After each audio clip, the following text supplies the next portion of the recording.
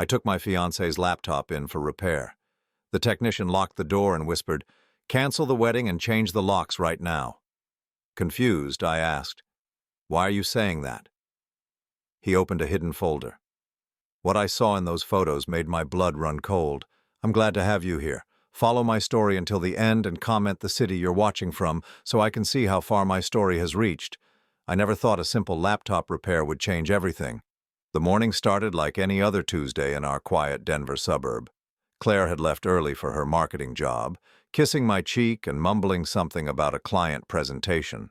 Her silver Dell laptop sat on the kitchen counter, the screen flickering with that annoying blue light that meant trouble. "The screen keeps going black," she had said the night before, frustration evident in her voice. "I can't afford to lose my work files right now." I offered to take it to TechFix, the small repair shop downtown that had helped me with computer issues before. Claire hesitated for a moment, her fingers drumming against the granite countertop, but then smiled and handed me the power cord. "You're a lifesaver, Patrick. Just make sure they don't go through my personal files, okay?" The request seemed reasonable. Everyone has private documents they don't want strangers seeing. I promised her I would mention it to the technician and left it at that. TechFix occupied a narrow storefront between a coffee shop and a dry cleaner. The familiar smell of electronic components and metal polish hit me as I walked in, carrying Claire's laptop in my worn leather messenger bag. Fluorescent lights hummed overhead, casting harsh shadows across shelves lined with dismantled computers and tangled cables. Dave Rodriguez, the owner, looked up from behind the counter. We had developed a comfortable rapport over the years. He was maybe 55, with graying hair and the patient demeanor of someone who had spent decades solving other people's technology problems. "Patrick, what brings you in today?" I set the laptop on the counter. "Claire's machine. Screen keeps cutting out." Dave nodded, opening the laptop and pressing the power button. The Dell logo appeared, flickered, then went black. He tried again with the same result. "Probably a loose connection in the display cable. Should be a straightforward fix. Give me about 2 hours?" "Perfect. I'll grab lunch and come back." I handed him my business card with my cell phone number and left. The autumn air was crisp, carrying the scent of burning leaves from somewhere in the neighborhood. I spent the time running errands, completely unaware that my life was about to take a devastating turn. When I returned to TechFix at 2:30, something felt different. Dave looked up as the door chimed, but instead of his usual friendly greeting, his expression was serious, almost troubled. "Patrick, we need to talk." My stomach tightened. "Is the laptop beyond repair?" He glanced around the empty shop, then walked to the front door and turned the deadbolt. The click echoed in the small space. The hardware issue was simple. Loose display cable, just like I thought. But while I was testing the system to make sure everything worked properly, I found something else. Dave led me to his workstation in the back corner. Claire's laptop sat open, the screen now working perfectly. But what I saw displayed made my blood run cold. "I have to run diagnostic software on every machine that comes through here," Dave explained, his voice lower now. "Sometimes it picks up deleted files, corrupted data, things like that. Usually it's just work documents or family photos, but The screen showed a folder labeled P Documentation.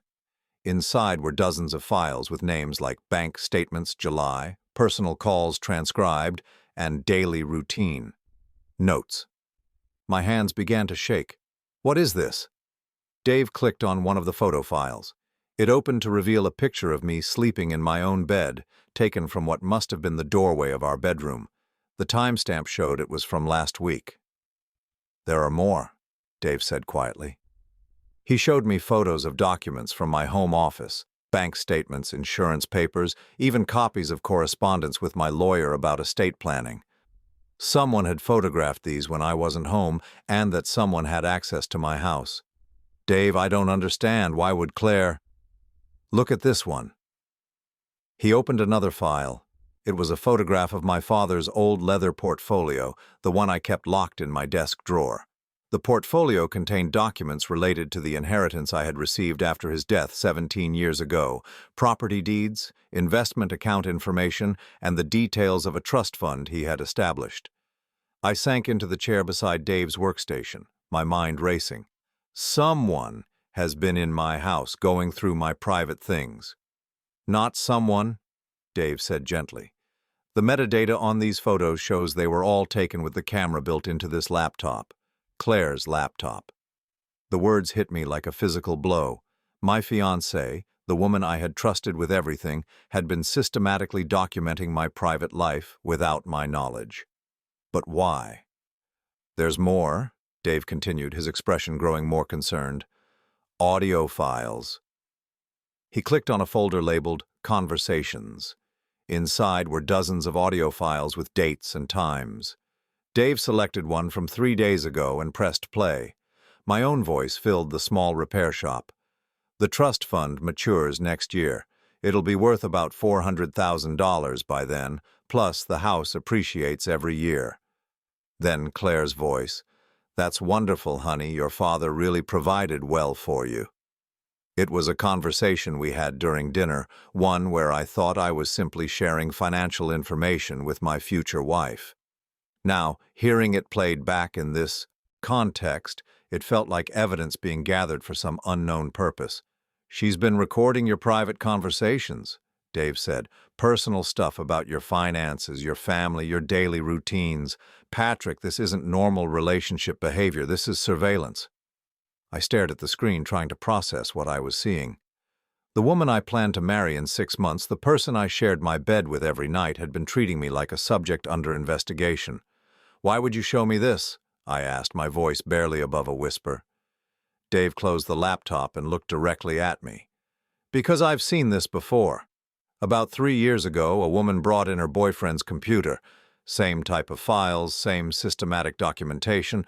Turned out she was a private investigator hired by his ex-wife to gather evidence for a custody battle. The repair shop suddenly felt too small, too warm. I loosened my tie, trying to steady my breathing. You think Claire is investigating me? I think someone hired her to investigate you, Dave said carefully. The question is who and why. I thought about the past few months, searching for signs I might have missed. Claire's questions about my family history, her interest in my financial planning, the way she sometimes seemed to be listening to my phone calls even when she appeared to be watching television. What should I do? Dave handed me a flash drive. I copied everything onto this before I called you. Don't let her know you've seen any of it. Act normal until you figure out what's really going on. I pocketed the drive, my hands still trembling slightly. And the laptop? I'll tell her the repair took longer than expected. Give you some time to think. As Dave unlocked the front door, he placed a hand on my shoulder. Patrick, be very careful. People who go to this much trouble to gather information about someone usually aren't planning anything good. I walked out of TechFix into the late afternoon sunlight, but everything looked different now. The familiar streets of my neighborhood felt foreign, threatening. I had entered that repair shop as a man with a simple computer problem. I was leaving as someone whose entire world had been turned upside down. The drive home took forever. Every red light gave me more time to think, to question everything I thought I knew about my relationship with Claire. How long had this been going on? What did she plan to do with all that information? And most importantly, who was paying her to spy on me? When I pulled into my driveway, I sat in the car for several minutes, staring at the house I had called home for the past 8 years. The white colonial with its blue shutters and well-maintained garden had always represented security and stability. Now it felt like a stage set where I had been performing unknowingly for an audience I couldn't see. I climbed the 3 steps to my front porch, keys jangling on the military-style keychain my father had given me years ago. As I unlocked the front door, I wondered if Claire was already inside, waiting to ask about her laptop repair. But the house was empty, filled only with the familiar sounds of settling wood and the hum of the refrigerator. I walked through the rooms I knew so well, seeing them now through different eyes. Had she photographed things in the living room too? Had she been through my bedroom dresser, my closet, my bathroom medicine cabinet? The violation felt complete and absolute. This wasn't just about broken trust. This was about someone systematically invading every aspect of my private life, for reasons I couldn't begin to understand. I climbed the stairs to my home office, each step on the hardwood floor creaking in the familiar pattern I had known for years. My father's leather portfolio sat in the locked drawer where I always kept it. I pulled it out and opened it, running my fingers over the documents inside. These papers represented everything he had worked for, everything he had left me to build a secure future. Now someone was using that information against me, and the person I trusted most was the one gathering it. I spent that entire evening moving through my own house like a stranger, hyper-aware of every sound, every shadow. When Claire's key turned in the front door at 7:15, I was sitting at the kitchen table with a cup of coffee and the newspaper spread in front of me, trying to appear normal. "Hey, honey," she called out, her voice carrying the usual warmth that had once comforted me. Now it sounded calculated, performed. "Hey, yourself. How was the presentation?" Claire appeared in the kitchen doorway, setting her purse on the granite countertop. She wore her navy blue blazer, the one she saved for important client meetings, and her blonde hair was pulled back in the professional style she preferred for work. "It went well, really well, actually. We might land the Morrison account." She kissed my cheek, and I had to force myself not to flinch. "How did the laptop repair go?" I looked up from the newspaper, meeting her eyes. "Still working on it. Dave said it might take until tomorrow." "Tomorrow?" A flash of something crossed her face. Concern? Annoyance? Did he say what was wrong with it? "Display cable issue. Nothing major, just time-consuming to fix properly." Claire nodded, but I noticed her fingers drumming against the counter again, that nervous habit she had when something was bothering her. "I hope he's being careful with my files." "I mentioned that to him. He's a professional." She smiled, but it didn't reach her eyes. "Good. I have some important client information on there." I watched her move around the kitchen, preparing her usual evening herbal tea. Everything looked the same as always, but now I was analyzing every gesture, every word, searching for deception. The woman I had planned to marry in 6 months was a stranger performing the role of my loving fiancé. "Patrick, are you okay? You seem distracted." "Just tired. Long day at the construction site." That night I lay in bed, listening to Claire's breathing, wondering how many times she had photographed me sleeping. The digital clock on my nightstand glowed 2:47 a.m. when I finally gave up on sleep and crept downstairs to my office. I closed the door quietly and turned on the desk lamp, then pulled out the flash drive Dave had given me. My hands shook slightly as I inserted it into my personal computer. The files appeared on screen, a catalog of my private life laid out like evidence in a court case. I spent the next 3 hours going through everything systematically. There were photos of bank statements dating back 8 months, screenshots of text messages I had sent to my lawyer about updating my will, even pictures of my daily calendar showing my work schedule and personal appointments. But it was the audio files that disturbed me most. Claire had been recording our conversations for months, carefully documenting every time I mentioned money, property, or family history. I listened to myself discussing the trust fund my father had established, the value of our house, even my thoughts about retirement planning. In one recording from 6 weeks ago, I heard myself telling Claire about my first marriage to Margaret and the financial settlement we had reached during the divorce. "She wanted half of everything," my recorded voice explained. "But since the inheritance came after our divorce was finalized, she had no legal claim to it. Still makes her angry, though." Claire's response on the recording was sympathetic. "That must have been difficult for you. Do you think she's still resentful about the money?" At the time, I had appreciated her interest in my past. Now her questions seemed designed to extract specific information, but information for whom? I closed the laptop and sat back in my father's old desk chair, staring at the framed photograph on the wall. It showed him and me at my college graduation, both of us smiling broadly. He had been so proud that day, talking about the future he was helping to secure for me through careful financial planning. "I want to make sure you never have to worry about money the way I did when I was young," he had told me that day. "This inheritance will give you choices, son, real freedom." Now someone was using his gift to me as a weapon, and I didn't understand why. The next morning I called in sick to work and spent the day researching private investigators in the Denver area. If Dave was right about Claire being hired by someone, there might be a paper trail. But after hours of searching online directories and making discreet phone calls, I found nothing that connected her to any investigative agencies. Around noon, my phone rang. Margaret's name appeared on the screen, and my stomach dropped. My ex-wife and I hadn't spoken in over 2 years, not since she had tried to contest my father's will in court. "Patrick, I hope I'm not interrupting anything important." Her voice was carefully neutral, the tone she used when she wanted something. "Margaret, this is unexpected. I was hoping we could talk. There are some things about our divorce settlement that I think we should revisit." I gripped the phone tighter. The settlement was finalized 18 years ago. There's nothing to revisit. "Circumstances change, Patrick. I've been talking to a lawyer, and there might be some irregularities in how certain assets were disclosed." My blood ran cold. "What are you talking about?" "The inheritance from your father. There's a question about whether it was properly reported during our proceedings." I stood up from my desk chair, pacing to the window.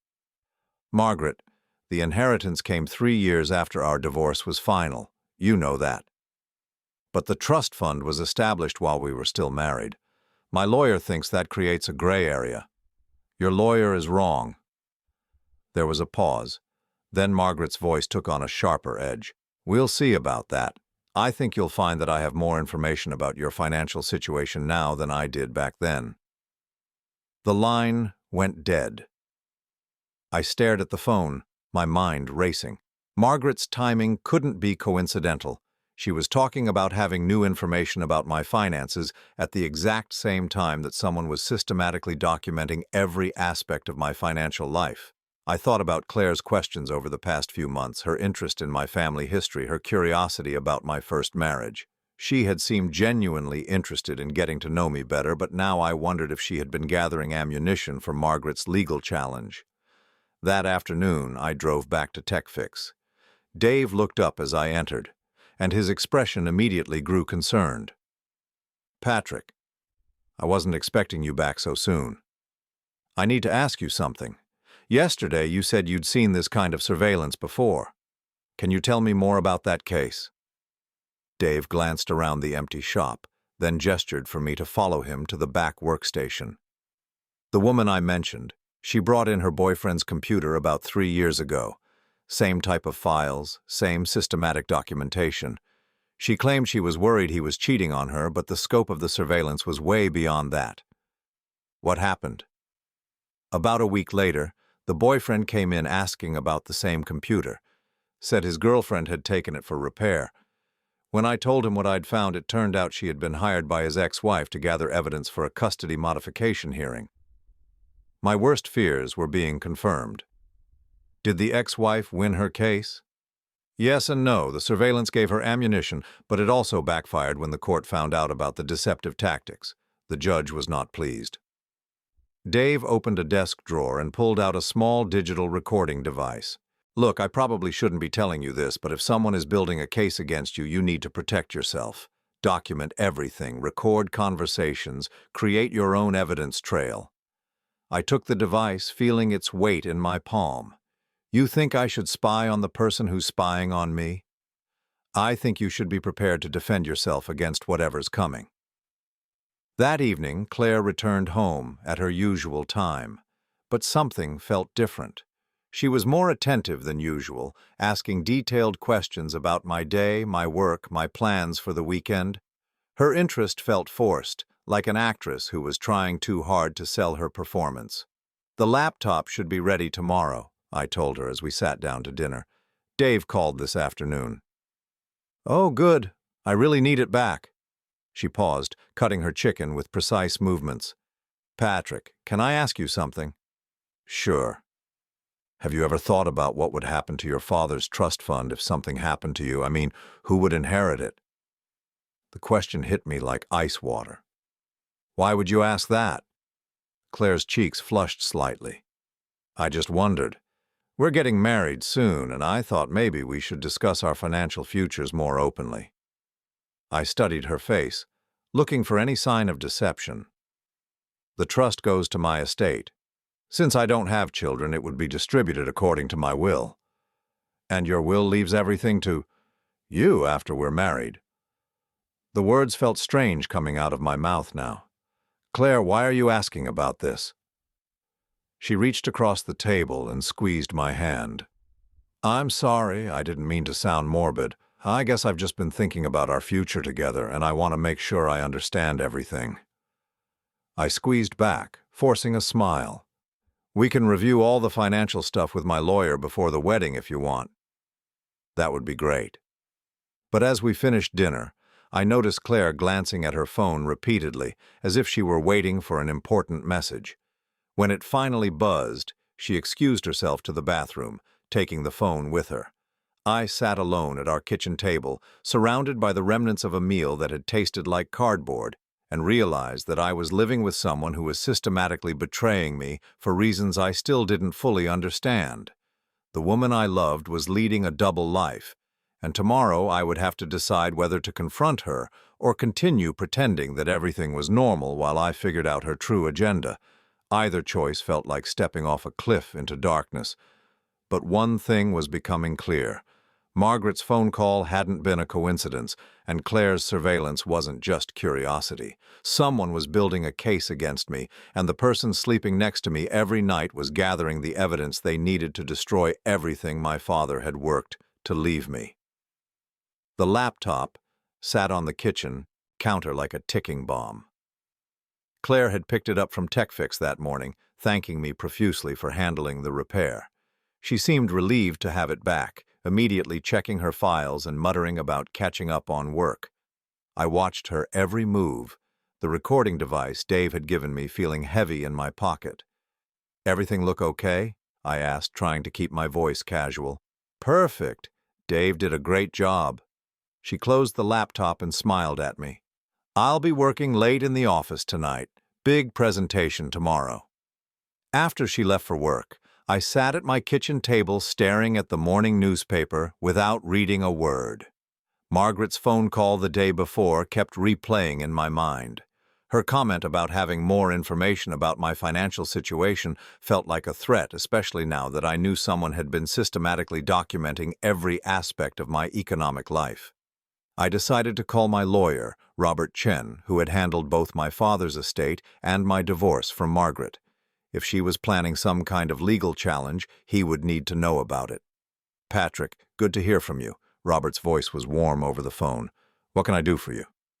"I need to ask you about something confidential. Margaret called me yesterday talking about revisiting our divorce settlement. She mentioned irregularities in asset disclosure." There was a pause. "That's interesting timing." "What do you mean?" "I received a call from a law firm in Colorado Springs yesterday. They're representing someone who claims to have new information about assets that weren't properly disclosed during your divorce proceedings." My stomach dropped. "Did they mention Margaret specifically?" "Not by name, but they asked very specific questions about the timing of your father's trust fund establishment and the inheritance you received. Questions that only someone with detailed inside knowledge would know to ask." I gripped the phone tighter. "Robert, I need to tell you something. I think my fiancée has been gathering information about my finances for months. I have evidence that she's been photographing documents and recording private conversations."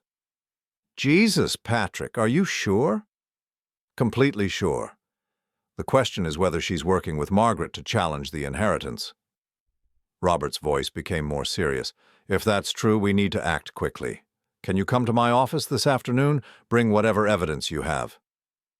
2 hours later, I sat in Robert's downtown office, showing him the files Dave had copied from Claire's laptop. Robert's expression grew darker as he examined each document and listened to the audio recordings. "This is systematic surveillance," he said finally. And given the timing of that call from the Colorado Springs firm, it's clearly connected to a legal strategy against you. But how could Margaret afford to hire a private investigator? She's been struggling financially for years. Robert leaned back in his leather chair, steepling his fingers. Patrick, there's something I never told you about your divorce settlement. Margaret tried to hire several law firms to challenge your father's inheritance, but nobody would take her case because it was clearly without merit. The trust was established after your separation, and the inheritance came years after the divorce was final. So why would anyone take her case now? Because now she has inside information. Documentation of your current assets, evidence of how you've managed the inheritance, proof of your lifestyle and spending patterns. With the right spin, a clever lawyer might be able to argue that the trust was always intended for you, which could create an argument for community property rights. I felt sick. Even though we've been divorced for 18 years, it's a long shot, but stranger things have happened in family court, especially if they can demonstrate that assets were concealed during the original proceedings. Robert pulled out a legal pad and began making notes. We need to figure out exactly what kind of arrangement Margaret has with your fiancé. Is Claire being paid for this information? Is she a licensed private investigator? And most importantly, what's their endgame? That evening, I came home to find Claire cooking dinner in our kitchen. She was making her specialty, chicken piccata, and the familiar smell should have been comforting. Instead, it felt like another performance in the elaborate deception she had been maintaining. "You're home early," she said, not looking up from the stove. "I thought you had a client meeting this afternoon." "Canceled. How was your presentation?" "Really well. The Morrison account is basically ours." She turned to face me, and I noticed dark circles under her eyes. "Patrick, is everything okay? You've seemed distant the past couple of days." I studied her face, looking for any sign of guilt or deception. She appeared genuinely concerned, which made the betrayal feel even more devastating. "Just work stress, nothing to worry about." We sat down to dinner, and Claire seemed more relaxed than she had in days. She talked about her colleagues, shared office gossip, and asked about my construction projects. It felt almost normal, except for the recording device in my pocket and the knowledge that every word might be documented for someone else's benefit. "Claire, can I ask you something?" "Of course." "Have you ever met my ex-wife, Margaret?" Claire's fork paused halfway to her mouth. "Margaret? No, why would I have met her?" "Just curious. She called me yesterday asking about the divorce settlement, made it sound like she had new information about my finances." "That's strange. After all these years." I watched Claire's reaction carefully. Her surprise seemed genuine, but I had learned not to trust my ability to read her anymore. "Yeah, very strange. My lawyer thinks she might be planning some kind of legal challenge." Claire set down her fork. "Can she do that? I mean, you've been divorced for almost 20 years. Probably not successfully, but people try desperate things when they're struggling financially."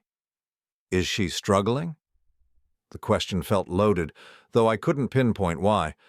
"As far as I know, she never remarried, works part-time as a substitute teacher. I can't imagine she has money to hire expensive lawyers." Claire nodded thoughtfully. "Maybe she found a lawyer who works on contingency?" "Maybe." After dinner, Claire went upstairs to take a bath, saying she needed to relax after her stressful presentation day.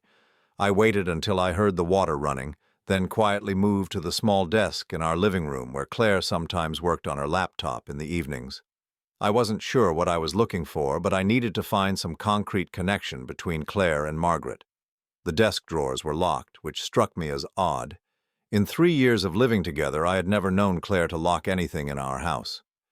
I went to my toolbox in the garage and found a small screwdriver that would work on the simple desk lock. My hands shook as I worked the mechanism, feeling like a criminal in my own home. The lock popped open after a few minutes of careful manipulation.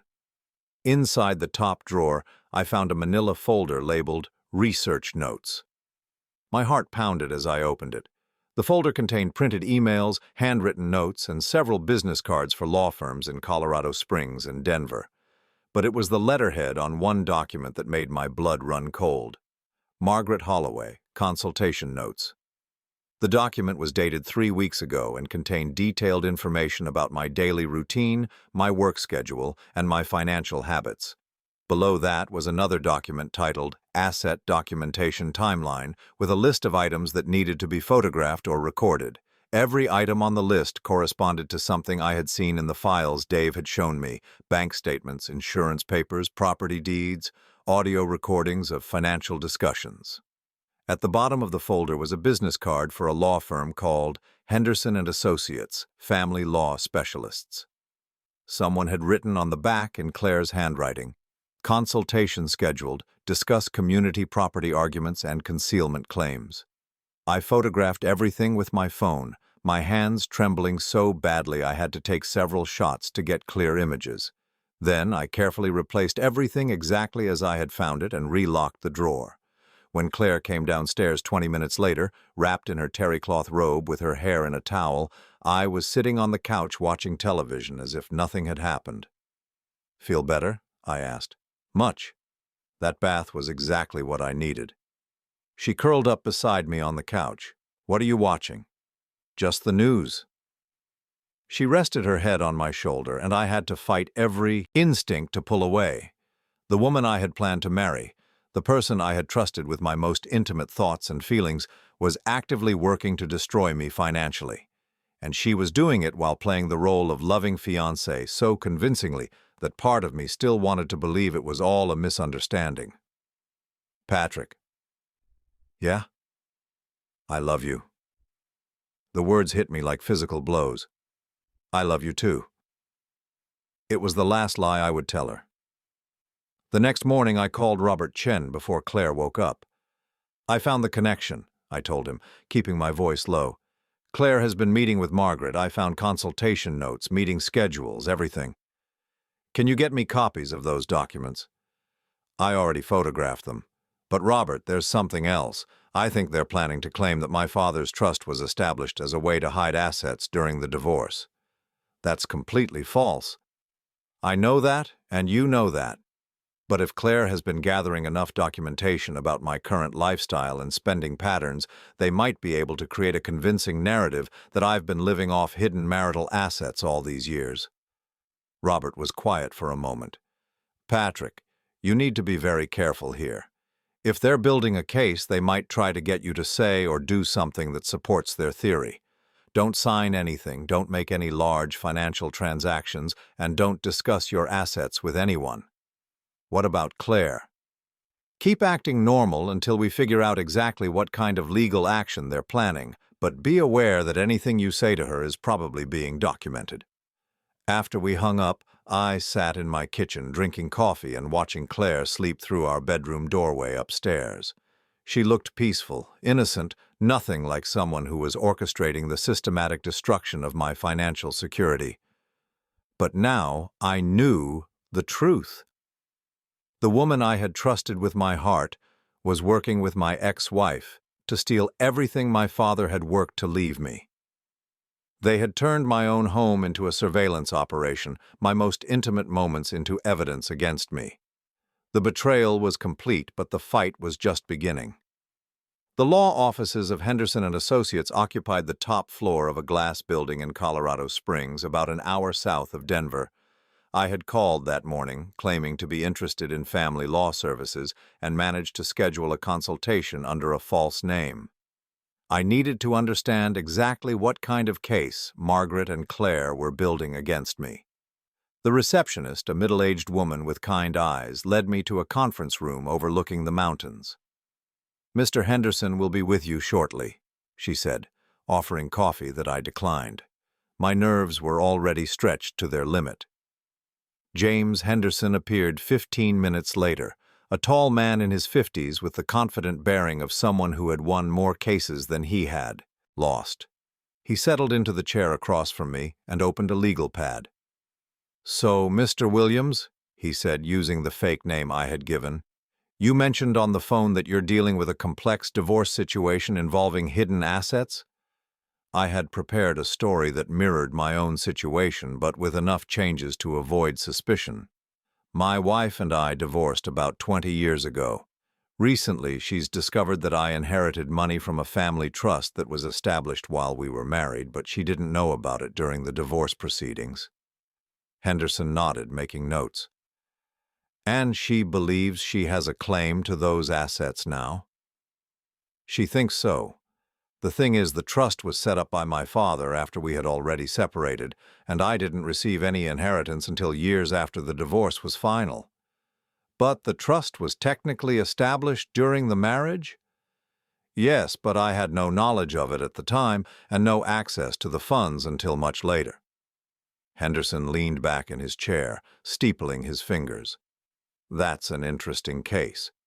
Normally, assets acquired after separation aren't subject to division, but if we can demonstrate that the trust was always intended for you and that its existence was concealed during the original proceedings, there might be grounds for a claim. My stomach tightened. Even after 20 years? Colorado has specific statutes regarding fraud or concealment in divorce proceedings. If we can prove that assets were hidden or misrepresented, there's potential for reopening the settlement. Of course, we would need substantial evidence of the concealment and documentation of how those assets have been used since the divorce. What kind of evidence? Financial records, lifestyle documentation, proof that the hidden assets provided a standard of living that wouldn't have been possible with the disclosed income.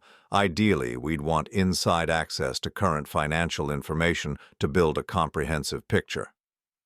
I felt sick. This was exactly the strategy Margaret and Claire were pursuing, and Henderson was practically giving me their playbook. Has anyone ever successfully challenged a divorce settlement after this long? It's rare, but yes.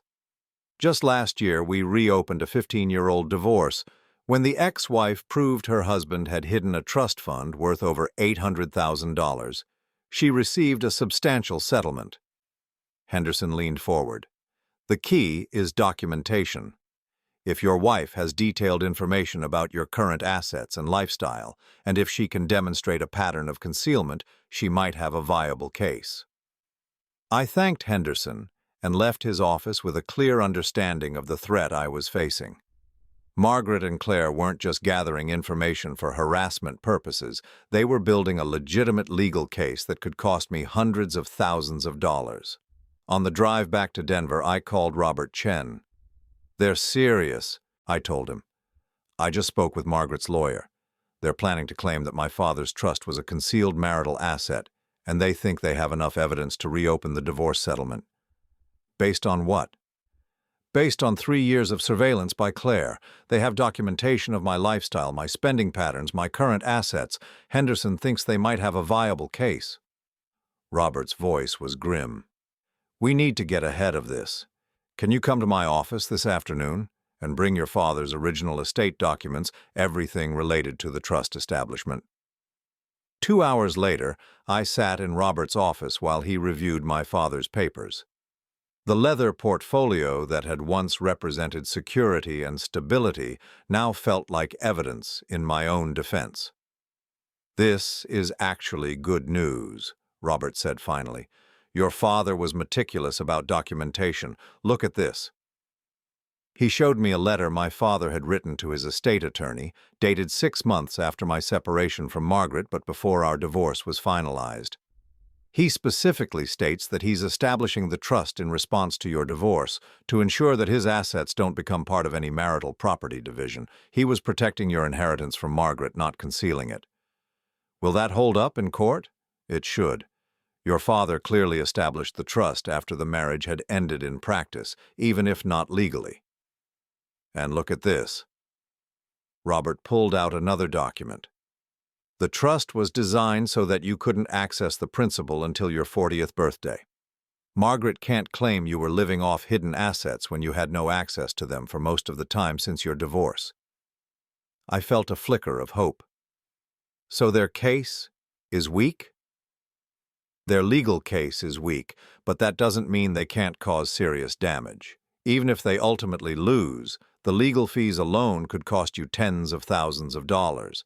And there's always the possibility that a sympathetic judge might find some merit in their arguments. Robert pulled out a fresh legal pad. We need to go on the offensive, document everything you know about Claire's surveillance, create a timeline of her deceptive behavior, and most importantly, we need to expose their collaboration before they can present themselves as innocent parties seeking justice. How do we do that? Very carefully. We need irrefutable proof that Claire was hired by Margaret specifically to gather evidence against you. If we can demonstrate that Margaret orchestrated this surveillance, it completely undermines their credibility. That evening, I returned home to find Claire in an unusually good mood. She was humming while she cooked dinner, and she seemed more relaxed than I had seen her in weeks. "Good day?" I asked, hanging my jacket in the hall closet. "Great day, really great." She turned from the stove with a bright smile. "The Morrison deal is officially ours, and my boss is talking about a promotion." "Congratulations." As we ate dinner, Claire seemed almost giddy with excitement. She talked about her future at the marketing firm, about potential raises and increased responsibilities. But underlying her enthusiasm, I detected something else, relief, as if some burden had been lifted from her shoulders.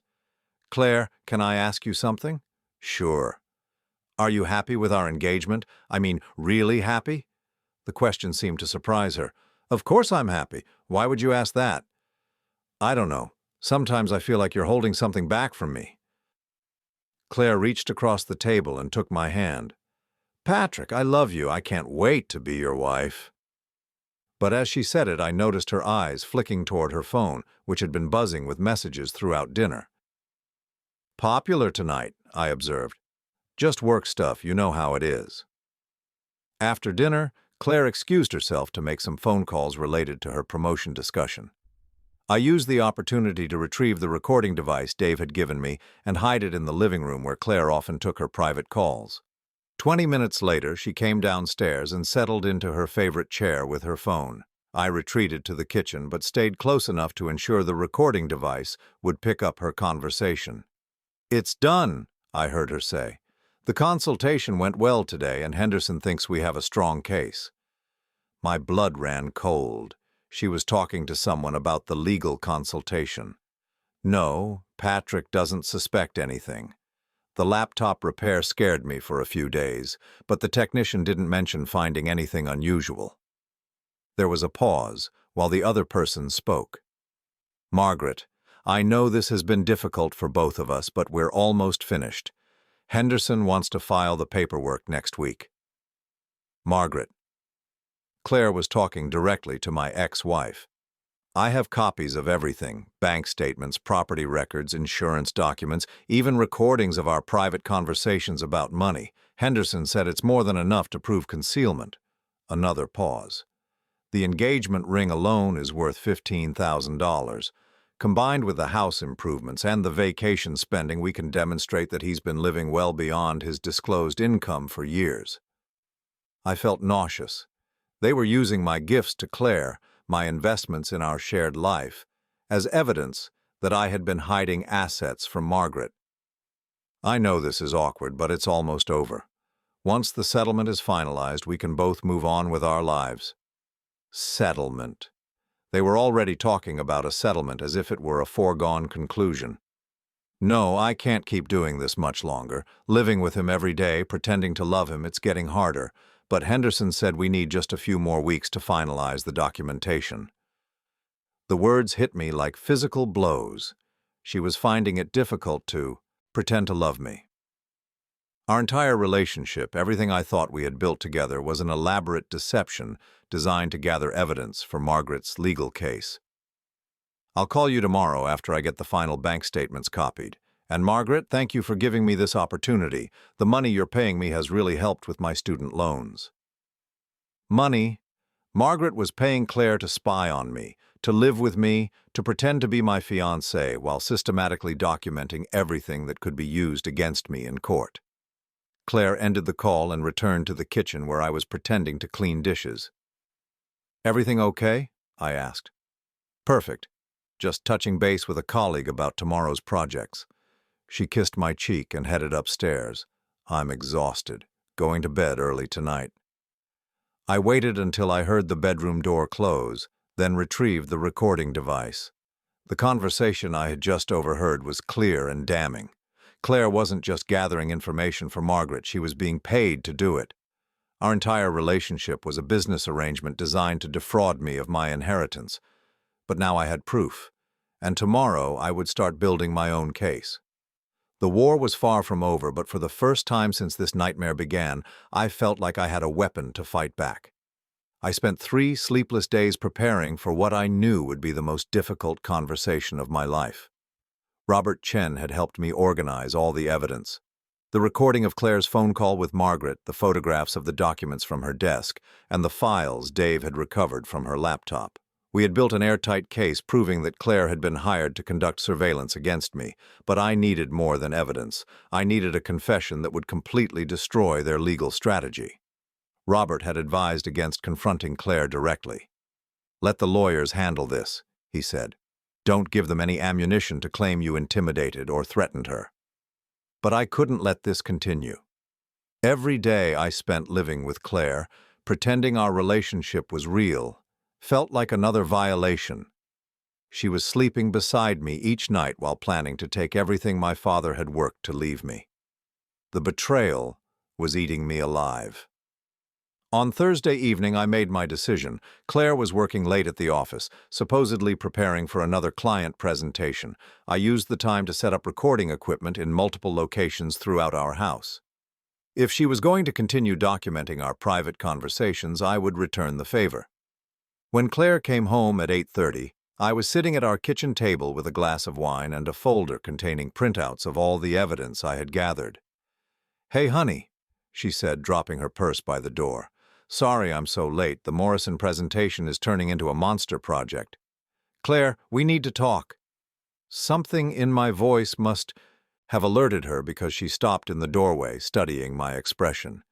"Is everything okay?" "Sit down." She hesitated, then moved to the chair across from me. I noticed her glancing at the folder, trying to read the documents that were partially visible. "I know about Margaret," I said quietly. Claire's face went pale, but she kept her voice steady. "What about Margaret?" "I know about the money she's paying you. I know about Henderson and Associates. I know about the surveillance you've been conducting for the past 8 months. For a moment, Claire said nothing. She sat perfectly still, as if calculating her next move. Then she let out a shaky breath. "Patrick, I can explain." "I'm sure you can. But first, I want you to hear something." I pulled out my phone and played the recording of her conversation with Margaret from 2 nights earlier. As her own voice filled our kitchen, discussing how difficult it was to pretend to love me, Claire's carefully maintained composure finally cracked. "Oh, God," she whispered, covering her face with her hands. "Living with him every day, pretending to love him, it's getting harder," I quoted. "Those were your exact words, Claire." She looked up at me, tears streaming down her face. "Patrick, please let me explain. It's not what it sounds like." "Then explain." Claire wiped her eyes, trying to compose herself. "Margaret approached me about 6 months before we met. She said you had hidden assets from her during the divorce, that she deserved a share of your father's inheritance. She offered me $25,000 to get close to you and document your financial situation. The casual way she admitted to being paid to seduce me felt like another slap. And you agreed? I needed the money. My student loans were crushing me, and my job barely covered my expenses. $25,000 seemed like enough to change my life. So our entire relationship was a business transaction? Claire shook her head frantically. No, that's not true. At first, yes, it was just about the money. But Patrick, I fell in love with you. Everything between us became real. I studied her face, looking for any sign of sincerity. If you fell in love with me, why did you continue gathering evidence? Why didn't you tell Margaret the deal was off? Because I was scared. Margaret said if I backed out, she'd expose what I had already done. She'd tell you everything, ruin my career, maybe even file criminal charges for invasion of privacy. So you chose to keep betraying me rather than face the consequences of what you'd already done. Claire reached across the table toward my hand, but I pulled away. Patrick, I was trapped. I wanted to tell you the truth so many times, but I didn't know how. You could have started by not recording our private conversations about money. You could have stopped photographing my personal documents. You could have refused to help Margaret build a case against me. I know it was wrong. Claire's voice broke. But by then I was in too deep. Margaret had evidence that I'd been spying on you. She could have destroyed my life. I opened the folder and pulled out copies of the consultation notes I'd found in her desk. Tell me about Henderson and Associates. Claire stared at the papers, her face going white again. How did you find those? That's not important. What's important is that you and Margaret are planning to file a legal challenge next week claiming that my father's trust was a concealed marital asset. Margaret is planning that. I'm just providing information. Information you gathered by lying to me for almost a year. Claire, do you understand what you've done? You've turned our entire relationship into evidence for a fraudulent lawsuit. Claire broke down completely, sobbing into her hands. I never wanted it to go this far. I thought Margaret just wanted proof that you were doing well financially. I didn't know she was planning a lawsuit until a few weeks ago. But you continued helping her. What choice did I have? She already had everything she needed. Walking away wouldn't have changed anything. I leaned back in my chair, feeling emotionally drained. Part of me wanted to believe that Claire's feelings for me had been genuine, but her actions spoke louder than her words. Claire, I need you to understand something. The legal case you've helped Margaret build is based on false premises. My father specifically established that trust after Margaret and I separated to protect my inheritance from exactly this kind of claim. We have documented proof of his intentions. Claire looked up sharply. What do you mean? I mean Margaret's lawsuit is going to fail. She's not going to get a penny of my inheritance, and she's going to face serious legal consequences for orchestrating this surveillance scheme. But Henderson said the case was strong. Henderson was telling Margaret what she wanted to hear to get her to pay his retainer fees. Any competent family law attorney would have explained that her claim has no merit. Claire stared at me in growing horror. Are you saying this was all for nothing? I'm saying you destroyed our relationship and committed multiple crimes to help Margaret pursue a case that was doomed from the beginning. We sat in silence for several minutes. Claire continued crying softly while I tried to process the enormity of what she had done to us. What happens now? She asked finally. That depends on you. What do you mean?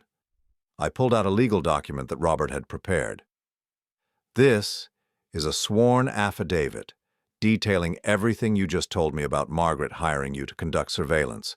If you sign it, it will completely destroy her legal case and protect me from any future claims. Claire read through the document, her hands shaking. If I sign this, Margaret will know I betrayed her. You already betrayed her when you fell in love with me, and you betrayed me when you continued helping her even after you claimed to love me. Now you have to choose which betrayal you're willing to live with. What if I refuse to sign? Then I'll turn over all the evidence I've gathered to the police and let them decide whether to file charges for invasion of privacy, wiretapping, and conspiracy to commit fraud. Margaret will still lose her lawsuit, but you'll both face criminal prosecution. Claire stared at the affidavit for a long time. If I sign this, what happens to us? The question broke my heart, because I could hear genuine pain in her voice. Despite everything she had done, I believe she did develop real feelings for me. But those feelings weren't enough to overcome the magnitude of her betrayal. There is no us anymore, Claire. You made sure of that when you chose to prioritize Margaret's threats over your supposed love for me. She nodded slowly, tears still streaming down her face. I know I ruined everything. Claire picked up the pen and signed the affidavit. As she wrote her name, I felt a mix of relief and sadness. Relief that I finally had the evidence I needed to protect myself, and sadness that the woman I had planned to marry was capable of such calculated deception. I'll pack my things tonight, she said quietly. I think that's best. As Claire headed upstairs to gather her belongings, I sat alone in our kitchen surrounded by the evidence of her betrayal. The house that had once felt like a home now felt like a crime scene where my trust had been murdered. But for the first time in weeks, I also felt something else. Freedom. The elaborate deception was finally over. The surveillance had ended. The threat to my inheritance was neutralized. Tomorrow I would face the aftermath of this nightmare. Tonight I would begin the process of reclaiming my life. An hour later, Claire came downstairs with 2 suitcases and a box of personal items. She paused at the front door, looking back at me with tears in her eyes. "Patrick, I really did love you. That part was real." I met her gaze, feeling nothing but emptiness. "I know you think that's true, Claire, but real love doesn't involve recording someone's private conversations and photographing their personal documents. What you felt might have been genuine, but it wasn't love." She nodded, understanding that there was nothing left to say. "I'm sorry. For everything." After she left, I walked through our house, turning off the recording equipment I had installed. The silence was profound, almost sacred. For the first time in months, I was truly alone, with no one watching, no one listening, no one gathering evidence against me. I poured myself a whiskey and sat on my father's old leather chair in the living room, holding the signed affidavit that would end Margaret's legal challenge before it began. Tomorrow, Robert would file the necessary paperwork to protect my inheritance permanently. But tonight I would simply sit in my own house in complete privacy and begin to heal from the deepest betrayal I had ever experienced. 3 months after Claire walked out of my life, I stood in Robert Chen's office watching him file the last of the legal documents that would forever protect my inheritance from Margaret's fraudulent claims. The sworn affidavit Claire had signed had been devastating to their case. Henderson and Associates had withdrawn as Margaret's counsel within days of receiving it, and no other attorney would touch her claim. "It's over," Robert said, closing the file folder. "Margaret's case is officially dismissed with prejudice, meaning she can never file this type of claim again. The court also issued a restraining order preventing any future harassment related to your father's estate." I felt a weight lift from my shoulders that I hadn't realized I'd been carrying. For months I had lived with the constant threat of losing everything my father had worked to leave me. Now, finally, that threat was gone. What about the criminal charges against Claire? The district attorney decided not to prosecute. Since she cooperated fully and Margaret was clearly the architect of the scheme, they're treating her as more of a victim than a co-conspirator. She did face some consequences, though. Her employer terminated her when they learned about the surveillance activities. I nodded. Part of me felt sorry for Claire, despite everything she had done to me. She had made terrible choices, but she had also been manipulated by Margaret's desperation and false promises. And Margaret? Robert's expression grew more serious. "She's facing multiple charges: conspiracy to commit fraud, invasion of privacy, and witness tampering. Henderson also filed a complaint with the state bar alleging that she misrepresented facts to obtain legal representation. She's looking at potential jail time and significant financial penalties." She brought it on herself. "Yes, she did. Patrick, you should also know that Margaret attempted to contact you several times through my office. She wants to apologize and discuss a settlement to avoid trial." I shook my head. "I'm not interested in hearing from her ever again. She made her choices 18 years ago when we divorced, and she made them again when she hired Claire to spy on me.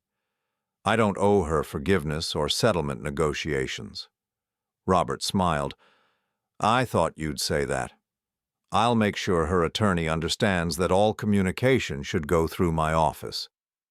As I left Robert's building and walked to my car, I felt something I hadn't experienced in months: genuine peace. The constant anxiety about being watched and recorded was gone. The fear of losing my financial security had evaporated. For the first time since this nightmare began, I could simply live my life without looking over my shoulder. That evening, I did something I hadn't done since discovering Claire's betrayal, or friends over for dinner. Dave Rodriguez from TechFix and his wife Maria joined me for steaks on my back patio. It felt good to have honest conversation and genuine laughter filling my house again. "How are you holding up?" Dave asked as we sat around the outdoor fire pit after dinner. This whole situation must have been incredibly difficult. It was, I admitted, but in some ways, I think it was necessary. I learned things about myself and about trust that I needed to learn. Maria leaned forward. Like what? I thought about her question for a moment, watching the flames dance in the fire pit. I learned that I have better instincts than I gave myself credit for. Deep down, I knew something was wrong with Claire long before I found the evidence. I just didn't trust myself enough to act on those feelings. And now? Now I trust my own judgment. I won't ignore red flags or make excuses for behavior that doesn't feel right. Dave nodded approvingly. That's a valuable lesson, even if it came at a high cost. It did come at a high cost, but you know what? I'm grateful for what happened. Both Dave and Maria looked surprised. I'm grateful because I learned who Claire really was before I married her. Imagine if I'd discovered all this after we'd been married for several years, maybe with children involved. The betrayal would have been even more devastating, and the legal complications would have been nightmare. You really see it as a blessing in disguise? Maria asked. I do. My father left me that inheritance to give me freedom and security. If I'd married Claire, I would have been sharing my life with someone who was fundamentally dishonest and manipulative. That's not freedom. That's not security. That's a prison disguised as a partnership. We talked until late into the evening, and for the first time in months, I felt like myself again. The laughter was genuine, the conversation was honest, and nobody was recording anything for evidence in a legal case. After Dave and Maria left, I walked through my house, turning off lights and setting the security system. Every room felt different now that I knew I was truly alone. The paranoia was gone, replaced by a sense of sanctuary that I had almost forgotten was possible. In my bedroom, I opened the drawer of my nightstand and pulled out a small velvet box. Inside was the engagement ring I had given Claire, a 2-carat sapphire surrounded by diamonds that had cost me $15,000. She had returned it the night she moved out, placing it on the kitchen counter without a word. For weeks the ring had sat in my drawer like a monument to my poor judgment. But looking at it now, I felt something different. Instead of representing failure, it represented survival. I had escaped a relationship that would have destroyed me financially and emotionally. Tomorrow I would return the ring to the jeweler. The money from its sale would go into my father's trust, adding to the legacy he had worked so hard to preserve. The next morning I woke up naturally for the first time in months without the anxiety that had been plaguing my sleep. I made coffee, read the newspaper on my back patio, and enjoyed the simple pleasure of being alone with my thoughts. Around noon, my phone rang. The caller ID showed a number I didn't recognize, but something prompted me to answer. Patrick, this is Sarah Mitchell. I hope you remember me. Sarah Mitchell. We had dated briefly about 5 years ago before I met Claire. Sarah was a veterinarian who owned her own practice, a kind and intelligent woman I had liked very much but hadn't pursued seriously because I hadn't felt ready for a committed relationship at the time. Sarah, of course I remember you. How are you? I'm well, thank you. Patrick, I hope this isn't inappropriate, but I heard through mutual friends that your engagement ended. I wanted to reach out and see how you're doing. I smiled, touched by her concern. I'm doing much better than I expected, actually. It was the right decision, even though it was painful at the time. I'm glad to hear that. Listen, I know this might be forward of me, but would you be interested in having coffee sometime? I'd love to catch up and hear how you've been. The invitation caught me off guard, but in a pleasant way. I'd like that very much. We made plans to meet the following weekend at a cafe downtown. After we hung up, I realized that for the first time since Claire had left, I was looking forward to spending time with someone new, someone who had no hidden agenda, no ulterior motives, no connection to my past mistakes or my family's money. That afternoon, I drove to the cemetery where my father was buried. I hadn't visited his grave in over a year, partly because I had been so busy with work and wedding planning, and partly because the recent events had made me feel like I had somehow failed to honor his memory. His headstone was simple: Thomas Holloway, loving father and provider. I sat on the small bench nearby and told him about everything that had happened. about Margaret's scheme, about Claire's betrayal, about how close I had come to losing everything he had worked to leave me. "But it's okay now, Dad," I said aloud, feeling only slightly self-conscious about talking to his grave. "The inheritance is protected. The legacy you built is safe. And I finally understand what you meant when you said money gives you choices. You gave me the choice to walk away from people who only wanted to use me." A gentle breeze rustled the trees overhead, and I felt a sense of closure that had been missing for months. My father's gift to me wasn't just financial security.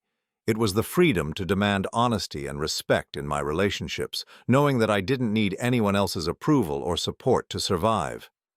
As I drove home from the cemetery, I made a mental list of the changes I wanted to make in my life. I would be more selective about who I trusted with personal information. I would pay attention to my instincts when something felt wrong. I would value authenticity over convenience in my relationships. Most importantly, I would never again confuse loneliness with love or mistake companionship for genuine partnership. That evening, I cooked dinner for myself and ate it at my kitchen table while reading a book I'd been meaning to finish for months. The silence in my house was complete and peaceful. Nobody was recording my conversation because there was nobody else there to talk to. Nobody was photographing my documents because nobody else had access to my private spaces. For the first time in almost a year, I was completely and utterly free. Later, as I prepared for bed, I looked at myself in the bathroom mirror and realized that the man staring back at me was stronger than the one who had discovered Claire's betrayal 3 months ago. The experience had been devastating, but it had also been educational. I now knew exactly what I would and wouldn't accept in a relationship.